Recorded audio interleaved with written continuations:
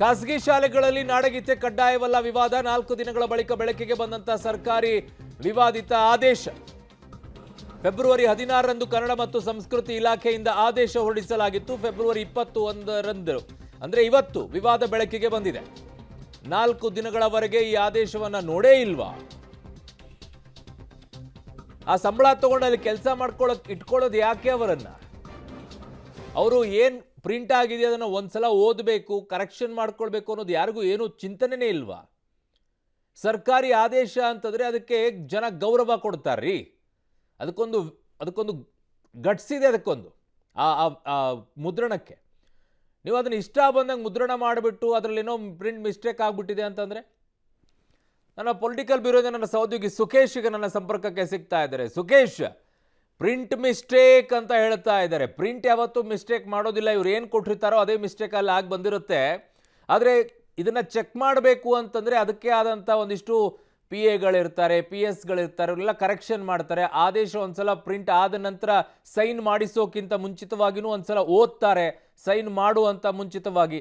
ಅಷ್ಟೆಲ್ಲ ಆದರೂ ಕೂಡ ಈಗ ಅದನ್ನ ಪ್ರಿಂಟ್ ಮಿಸ್ಟೇಕು ಅಂತಂದ್ರೆ ಇದು ತೇಪೆ ಹಚ್ಚೋ ಕೆಲಸ ಅಲ್ವಾ ಸುಖೇಶ್? ಖಂಡಿತ ಅರುಣ್, ವಿಶೇಷವಾಗಿ ನಾಡು ನುಡಿಯ ವಿಚಾರಕ್ಕೆ ಬಂದಾಗ ರಾಜ್ಯ ಸರ್ಕಾರದ ಮೈಯೆಲ್ಲ ಕಣ್ಣಾಗಿರ್ಬೇಕಾಗುತ್ತೆ. ಆದರೆ ಇಂಥ ವಿಚಾರಗಳಲ್ಲಿ ಪದೇ ಪದೇ ಇಡುತ್ತಾ ಇರುವಂಥದ್ದು. 2 ದಿನದ ಹಿಂದಷ್ಟೇ ಸಮಾಜ ಕಲ್ಯಾಣ ಇಲಾಖೆಯ ವಿಚಾರದಲ್ಲಿ ಒಂದು ಗೊಂದಲವನ್ನು ಮಾಡಿಕೊಳ್ತು. ಆ ನಂತರದಲ್ಲಿ ಅದು ಮಿಸ್ಟೇಕ್ ಆಯಿತು ಅನ್ನುವಂಥ ರೀತಿಯಲ್ಲಿ ಸರಿಪಡಿಸುವ ರೀತಿಯಲ್ಲಿ ಆದೇಶವನ್ನು ಹೊರಡಿಸಲಾಯಿತು. ಇವತ್ತು ಮತ್ತೆ ಅದೇ ರೀತಿಯಲ್ಲಿ ಸರ್ಕಾರ ಇನ್ನೊಂದು ರೀತಿ ಇಡುವುದಂತೆ ಕಾಣಿಸ್ತಾ ಇದೆ. ಇಲ್ಲೂ ಕೂಡ ನಾಡಗೀತೆ ವಿಚಾರದಲ್ಲಿ ಅದು ಖಾಸಗಿ ಶಾಲೆ ಇರ್ಬೋದು, ಅನುದಾನಿತ ಇರ್ಬೋದು, ಸರ್ಕಾರಿ ಇರ್ಬೋದು, ನಾಡಗೀತೆ ಎಲ್ಲ ಮಕ್ಕಳಿಗೂ ಒಂದೇ, ಶಿಕ್ಷಣ ಎಲ್ಲರಿಗೂ ಸಮಾನ ಅನ್ನೋದಾದರೆ ನಾಡಗೀತೆಯ ವಿಚಾರದಲ್ಲೂ ಕೂಡ ಅದೇ ಸಮಾನತೆ ಇರಬೇಕು ಅನ್ನೋ ಬಗ್ಗೆ ಒಂದು ಸಾಮಾನ್ಯ ಜ್ಞಾನ ಅಧಿಕಾರಿಗಳಿಗಿರ್ಬೋದು ಅಥವಾ ಆದೇಶ ಹೊರಡಿಸುವವರಿಗಂತೂ ಕೂಡ ಇರ್ಬೋದು.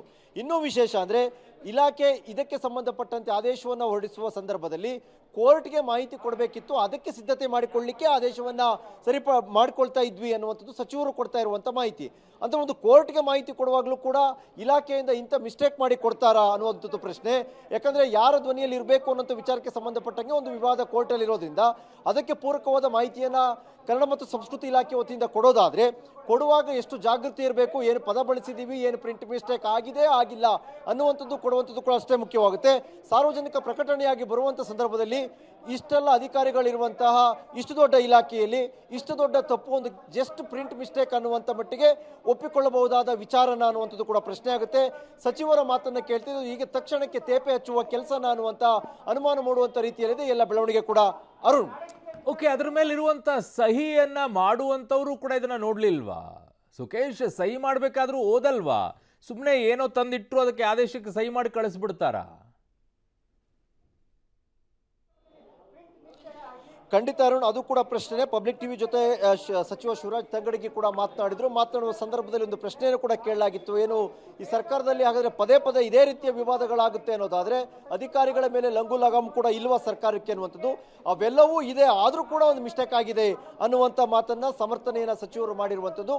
ಒಂದಂತೂ ಸ್ಪಷ್ಟ, ಇಲಾಖೆಯಿಂದ ಆದೇಶ ಹೊರಡಿಸುವಂಥ ಸಂದರ್ಭದಲ್ಲಿ ಆದೇಶವನ್ನು ಹೊರಡಿಸಾಗಿದೆ.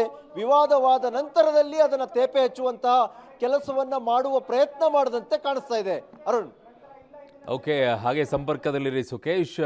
ಖಾಸಗಿ ಶಾಲೆಗಳಲ್ಲಿ ನಾಡಗೀತೆ ಕಡ್ಡಾಯವಲ್ಲ ಅನ್ನುವಂಥ ಆದೇಶವನ್ನ ಫೆಬ್ರವರಿ 16ನೇ ತಾರೀಕಿಗೆ ಹೊರಡಿಸ್ತಾರೆ. 4 ದಿನ ಖಬರೇ ಇರೋದಿಲ್ಲ ಇವರಿಗೆ ಅದು ಏನು ಆದೇಶ ಹೋಗಿದೆ ಅಂಥೇಳಿ. ಸಹಿ ಮಾಡೋರು ಸಹ ಏನಿದೆ ಅದರಲ್ಲಿ ಅನ್ನುವಂಥದ್ದನ್ನು ಓದದೇನೆ ಸಹಿಯನ್ನ ಮಾಡಿ ಈಗ ಪ್ರಿಂಟ್ ಮಿಸ್ಟೇಕು ಅಂತ ಹೇಳಿ ಅದಕ್ಕೆ ತೇಪೆ ಹಚ್ಚುವಂಥ ಕೆಲಸವನ್ನ ಮಾಡಿದರೆ ಹೆಂಗ್ರಿ ಅದು?